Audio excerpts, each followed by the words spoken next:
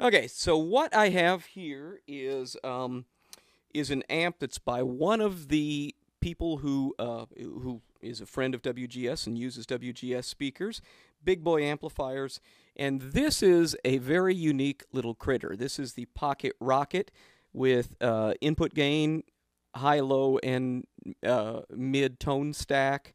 Actually, yeah, high, low, and mid.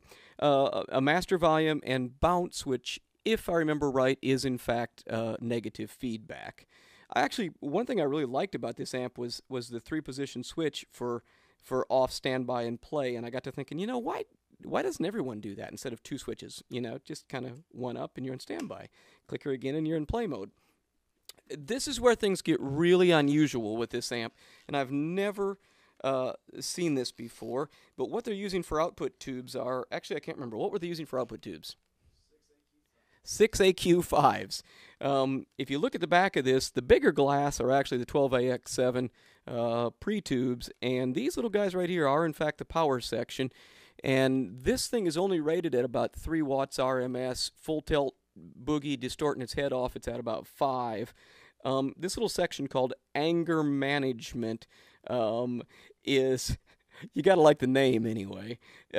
Basically, it increases the gain on the front end, and this particular one has kind of like the big "I'm really mad" button, as well as the "I'm a little bit mad." Oh, I'm a little bit madder.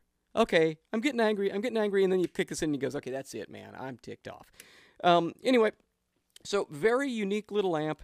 And I know from talking with the designer that the concept with this amp was for it to have big tube amp sounds, really like I'm about ready to tear apart sounds at very low volumes, and also maybe to run an ISO cab.